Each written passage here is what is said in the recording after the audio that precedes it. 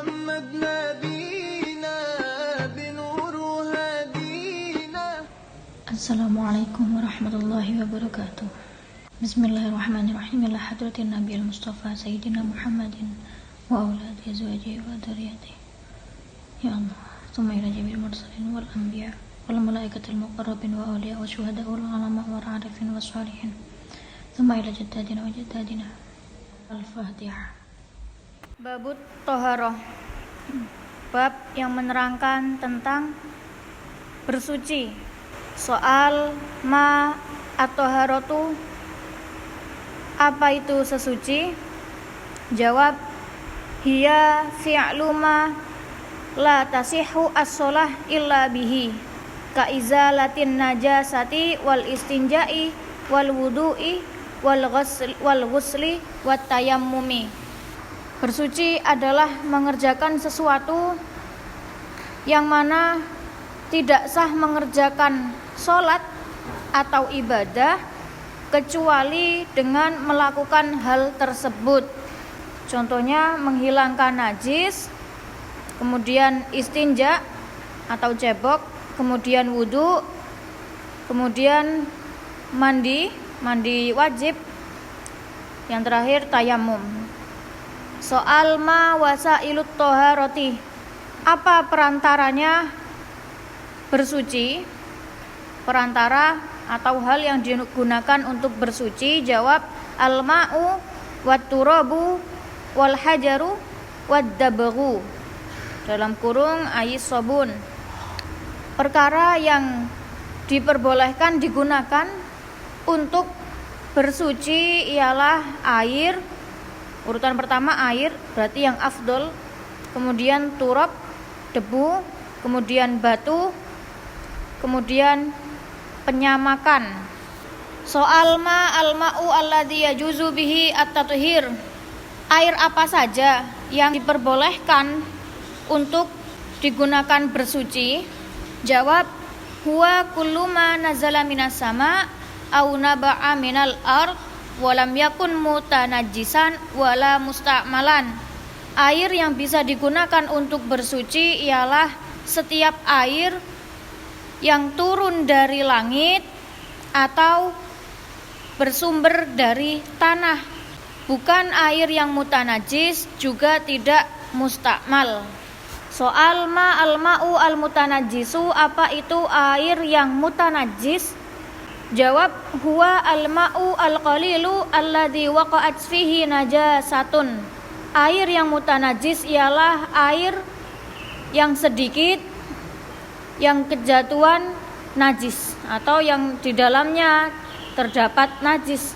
Soal ma al-ma'u al-mustakmalu, apa itu air mustakmal? Jawab, huwa al-ma'u al-qalilu al-mustakmalu fi raf'i hadatsin au izalati najisin. Air mustakmal ialah air yang sedikit yang telah digunakan untuk menghilangkan hadas atau menghilangkan najis. Jadi air bekas, katakan. Soal ma al-ma'u al-qalilu, apa itu air yang sedikit? Dari tadi kan air mutanajis ialah air yang sedikit. Lah, sekarang apa itu air sedikit? Jawab, huwa ma duna al-qullataini. Air yang sedikit ialah air yang kurang dari 2 kula. Ma al-ma'u al-kasir, wallahu a'lam bishawab. Bab toharoh, yakni bab yang sangat-sangat penting bagi sampean agar sampean ibadahnya sah, sholatnya sah. Mau baca Quran harus bersuci dulu, wudu.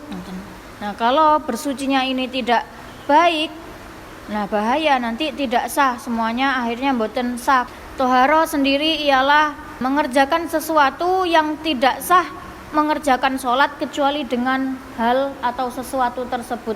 Maksudnya sholat di sini ibadah, baik baca Quran, baik mau menghilangkan najis.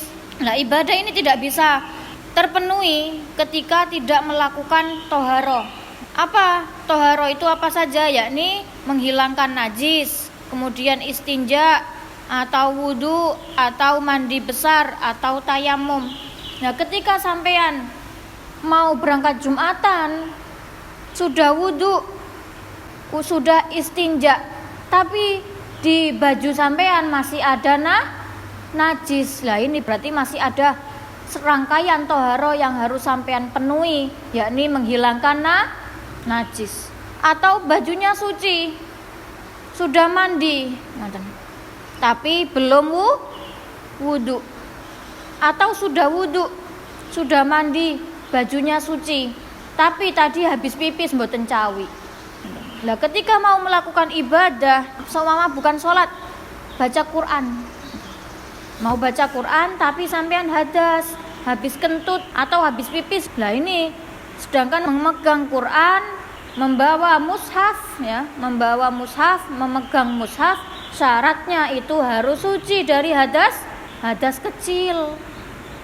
Nah ini sangat penting. Kalau sampean tidak melakukan toharo, maka ibadahnya tidak sah. Nah itu pentingnya toharo. Jadi toharo sekali lagi melakukan sesuatu yang tidak sah, melakukan sholat kecuali dengan sesuatu tersebut. Selanjutnya, apa itu perantaranya sesuci? Agar kita bersuci, agar kita suci itu perantaranya nopo? Apa yang membuat diri kita nanti menjadi suci untuk melakukan ibadah? Perantara bersuci atau cara, alat, sesuatu yang bisa membuat kita suci ialah yang pertama air, kemudian debu, kemudian batu, kemudian penyamakan. Apa saja air yang diperbolehkan untuk digunakan bersuci?